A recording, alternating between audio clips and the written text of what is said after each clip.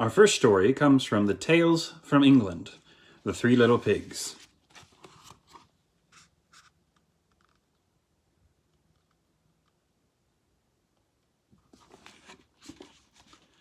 Once upon a time there was an old sow with 3 little pigs, and as she had not enough to keep them, she sent them out to seek their fortune.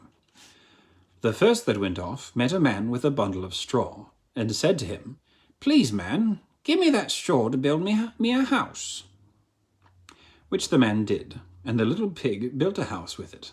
Presently came along a wolf, and knocked at the door, and said, little pig, let me come in."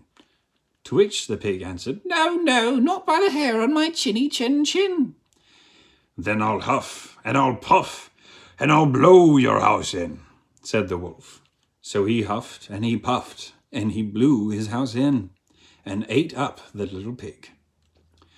The second pig met a man with a bundle of furs, and said, "Please, man, give me that furs to build a house." Which the man did. The little pig built his house. Then along came the wolf, and said, little pig, let me come in." "No, no, not by the hair on my chinny chin." "Then I'll huff, and I'll puff, and I'll blow your house in."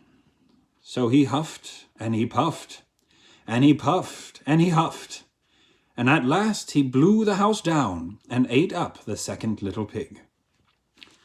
The third little pig met a man with a load of bricks, and he said, "Please, man, give me those bricks to build a house with."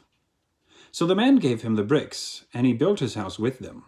So the wolf came, as he did to the other little pigs, and said, little pig, let me come in."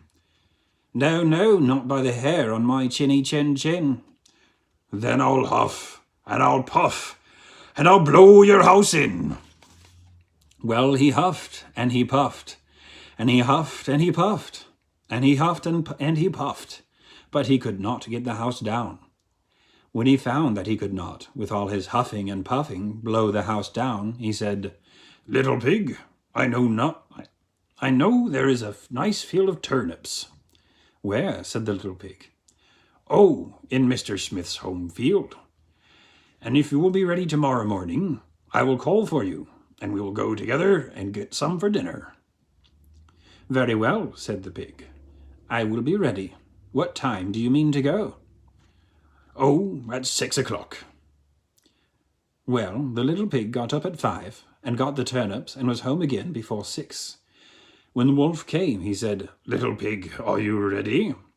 "Ready," said the little pig. "I've been ready. Come back again, and got a nice potful for dinner." The wolf felt very angry at this, but thought that he would be up to the little pig somehow or another.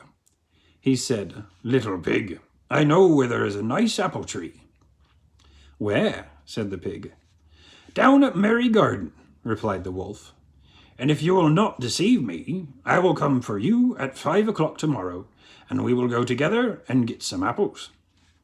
Well, the little pig woke at 4 the next morning, and bustled up and went off for the apples, hoping to get back before the wolf came, but he had further to go, and had to climb the tree.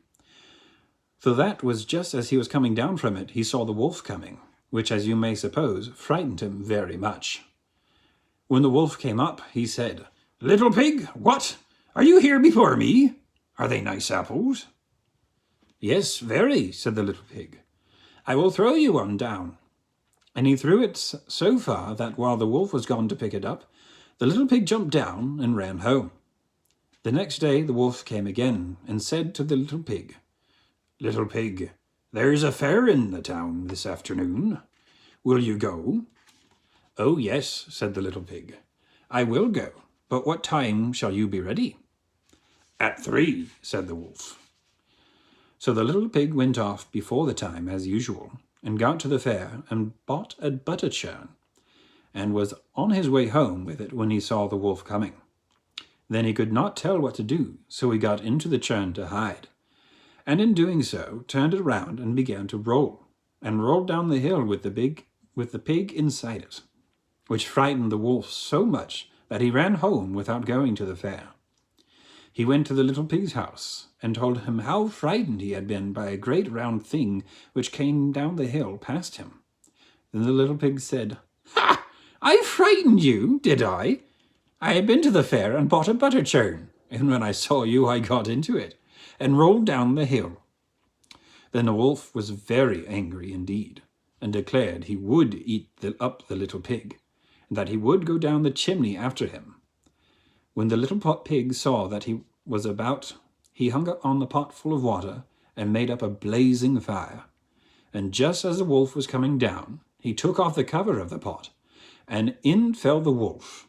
And the little pig put on the cover again, in an instant, boiled him up, and ate him for supper, lived happily ever after. In conclusion,